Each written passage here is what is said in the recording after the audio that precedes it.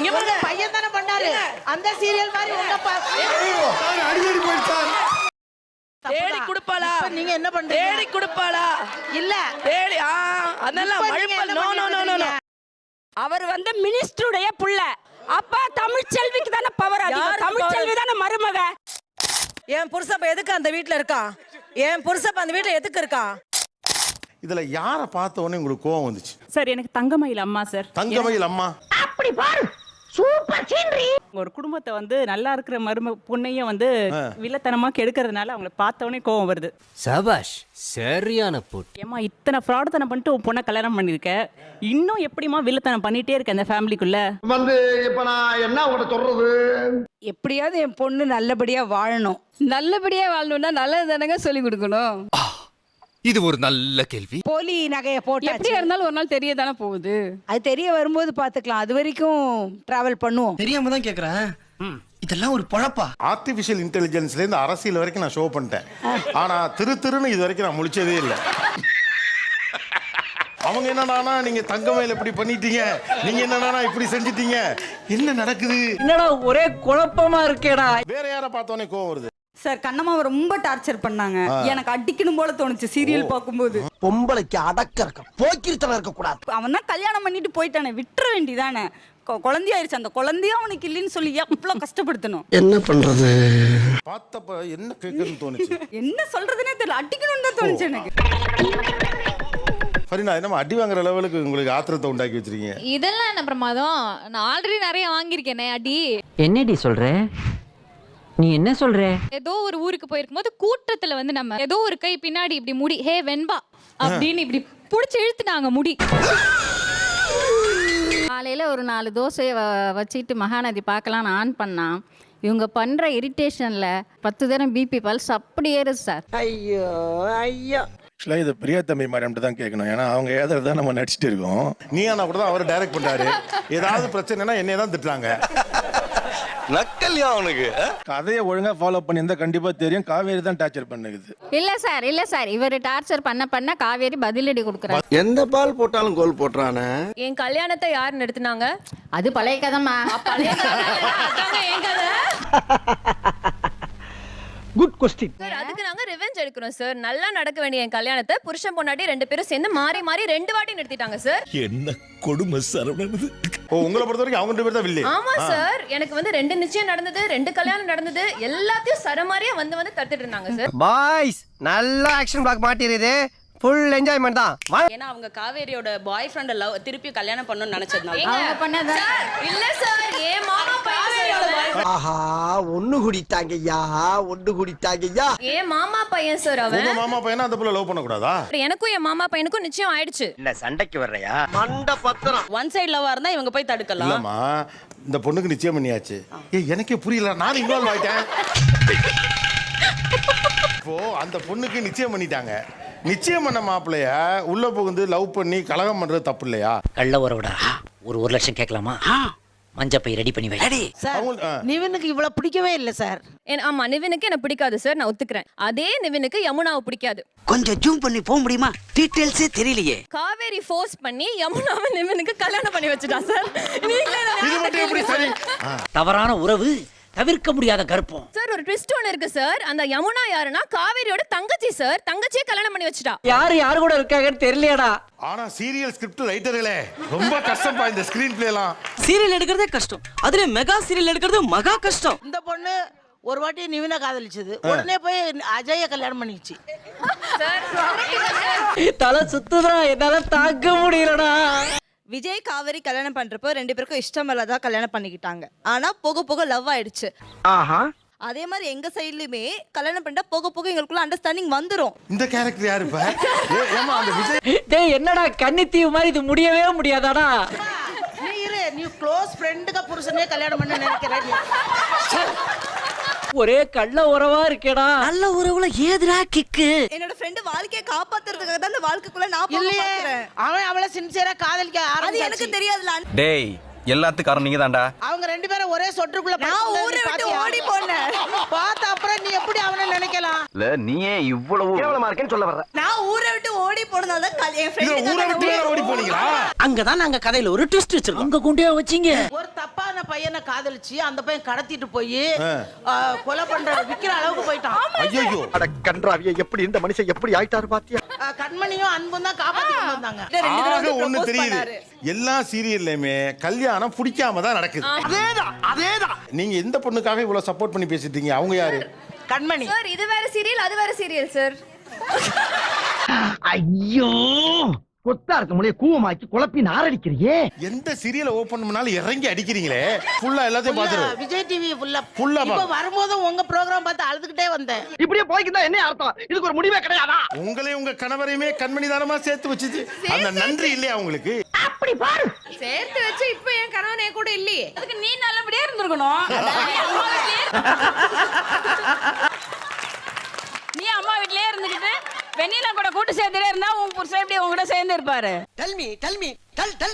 இல்ல சார் நான் ஓடி போய் கல்யாணம் பண்ணிடுவேன். வீட்ல இருந்து எனக்கு எந்த வரதட்சணை எதுவும் நான் தெரியாம தான் கேக்குறேன். ஒருத்தருமே நார்மலா கல்யாணம் பண்ண மாட்டீங்களா? சார் கண்மணி கல்யாணமே ஏமாத்தி தான் கல்யாணம் பண்ணாங்க. ஜாதகம் பொருந்தி இருக்குன்னு ஒரே ஒரு பொய் சொன்னாங்க. அது பொய் தானே? அது பொய் தானே? ஒரே ஒரு பொய். என்னங்க எனக்கு ஒண்ணுமே புரியல. இதே உங்க வீட்ல நடந்தா நீங்க ஒத்துப்பீங்களா? ஜாதகத்தை பொய்யா கொண்டு வந்து கொடுத்தா கல்யாணம் பண்ணி வைப்பீங்களா? ஒத்துக்குவாங்க. இதெல்லாம் நம்புற மாதிரி அங்க இருக்குது. சார் குமரவேல நான் கேள்வி கேட்கணும். யார் யாரு? குமரவேல். அரசியல் லவ் பண்ணாரு. எவ்வளவு கொடுமை பண்றாரு சார் அவரை கூட்டு போய்? என்னால பார்க்க முடியாதுப்பா. அண்ணன் இவரு தானே எங்க அப்பா கேரக்டர் பண்றாரு. டாடி எங்க கூட்டு நிறுத்திக்கிற பத்தியா? ரொம்ப பெருமையா இருக்க. 30 வருஷத்துக்கு முன்னாடி என் தங்கச்சி ஏமாத்திட்டு போனா. அதுக்கப்புறம் எங்க அண்ணன் பொண்ணு ஏமாத்திட்டு போனா. எனக்கு வருத்தம்ப்பா, எனக்கு ரொம்ப வருத்தம். அதனால பழிக்கு பழி வாங்குறதுக்கு என் பையனை ப்ரிப்பேர் பண்ணி அந்த பொண்ணை தூக்குறான். இதுல என்ன தப்பு இருக்கு? பிளான் பண்ணி கடத்திட்டு தெரியாத மாதிரி நடிக்கிறேன். தங்கச்சியை ரொம்ப படுத்த கூடாதுல்ல. டோட்டலா ஜாலியா முடிக்கணும்ங்கற மைண்ட் செட்லயே சத்திவேல். சொந்த தங்கச்சியே. சொந்த கூட பிறந்த தங்கச்சி. நாங்க கல்யாணம் பண்ணி வச்சிருந்தா மிகப்பெரிய இடத்துல கல்யாணம் பண்ணி வச்சிருப்போம். எங்கிட்ட வேலை செஞ்ச ஒருத்தர் போய் கல்யாணம் பண்ணிட்டு வாழ்றது. யாரா நீ இவ்வளவு டேலண்டட் ஆகுற? பொண்ண கல்யாணம் பண்ணிட்டு அவங்க நல்லா தானே வச்சிருக்காங்க பாண்டியன் வீட்ல. அதே மாதிரி பாண்டியன் பொண்ண கல்யாணம் பண்ண அரசியே நீங்க நல்லா வைக்கல. சாபாஸ், சரியான போட்டி. நாங்க வந்து அந்த பொண்ணை டார்ச்சர் பண்ண பார்த்தா அந்த பொண்ணு கடைசில என் பையனை டார்ச்சர் பண்ணிட்டு அங்கதான்டா இருக்கு இந்த ஸ்டேட் பாண்டியோட ட்விஸ்ட். உனக்கு தெரியுமா? என் பையன் ரூம்ல அடி வாங்க தெரியுமா? இவரு பண்ண வேலையில என்ன சந்தா கூட்டிட்டு போய் சட்ட கீழே வர அடிச்சானுங்க சார். மூச்சு திணற அடிச்சானுங்க. அந்த பொண்ணு கழுத்துல நான் தாலியே கட்டல சார். அவளே தாலியை கட்டிட்டு வந்தா என் மண்டையில சாம்பாரை ஊத்துனா. எதா இருந்தாலும் பிராங்கா பேசுறாயா? கத்தி எத்தி என்ன மிரட்டினா. என் பையன் பாவம் சார். பெத்தவங்கள நீங்க கஷ்டப்படுத்தும் போது அந்த பொண்ணு அப்படிதான் சார் பண்ணுவா. சின்ன மருமகளை ரொம்ப பாடாப்படுத்துறாங்க சார். நீங்க சின்ன மருமகளா வீட்ல? ஆமா சார்.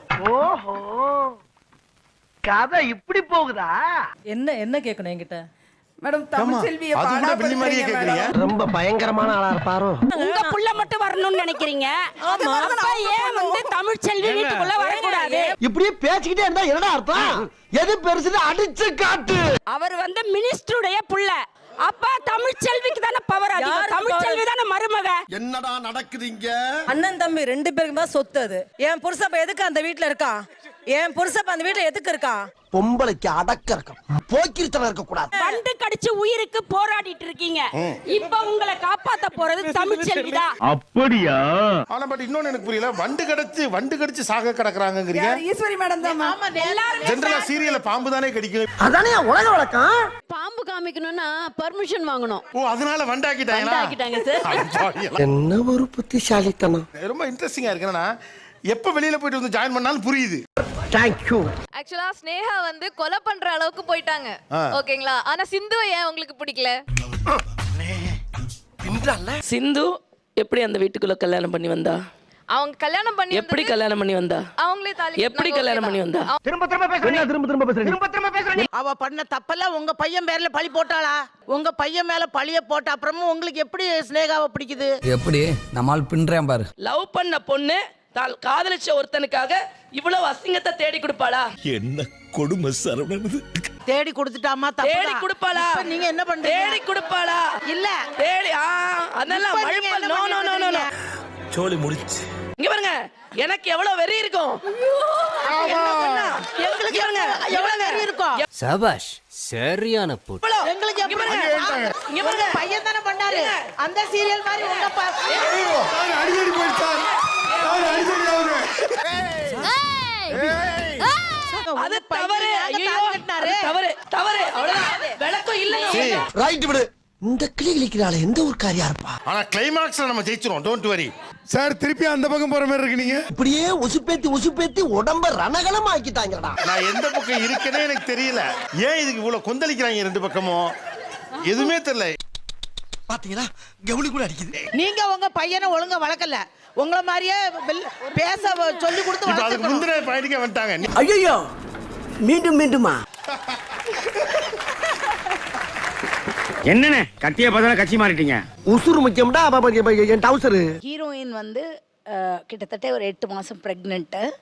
அந்த ஹீரோவோட ஒய்ஃபும் ப்ரெக்னென்ட் நெஜ லைஃப்ல. ஆஹா. மண்ணை வாரி தூத்தி உனக்கு இந்த குழந்தை பிறக்காது செத்து போகணும்னு அப்படி சாபமிடுற மாதிரி ஒரு சீன் நான் நடித்தேன். ஐயோ. சாதாரணமாக ஒரு நடிப்பாக ஒரு துணியை கட்டிட்டு ஒரு ப்ரெக்னெண்ட்டாக இருந்து நடிக்கும்போது நமக்கு அந்த ஒரு பயம் நம்மளுக்கு வராது இல்லையா? அப்போ அந்த மாதிரி நடிக்கும்போது எனக்கு உடம்பெல்லாம் வைப்ரேட் ஆச்சு. ஆனால் அவங்க ஒரிஜினலாக 8 மாதம் அதை நடிக்க மாட்டேங்கிறா டைரக்டர் கிட்ட. கல்லஞ்சக்காரன் அவ்வளவு நேரம் கதறானே, கரையிறானா? பட் இந்த சீனை பண்ணி தான் ஆகணும். அது ரொம்ப இம்பாக்ட் சீன். ஏன்னா நான் என்னோட வயிற்றுச்சல் முழுக்க நான் அவங்க கிட்ட காட்டுறோங்கிறது. நீங்க சொல்ற மாதிரி கிண்டல் பண்ணுவீங்களா என்னன்னு தெரியாது. நான் அத்தனை திக் தேவதைகளையும் ப்ரேயர் பண்ணினேன். நான் நடிக்கிறேன் அடிவாயத்துலேருந்தெல்லாம் நான் சொல்லலை. இது நடிப்பு, எனக்கு தொழில். நல்லா இருப்படா போடா. நான் சொல்ற ஒரு பல்லு இல்லைன்னா ஒரு பல்லு வார்த்தை வந்து பலிக்கும்னு சொல்லிடுவாங்க. இதெல்லாம் இயற்கையில சொல்றது. நான் இது எதுவுமே பலிச்சிடக்கூடாது, அவங்க 2 பேருக்குமே குழந்தை நல்லபடியா பிறக்கணும் அப்படிங்கறதெல்லாம் நான் ரொம்ப வேண்டிண்டு.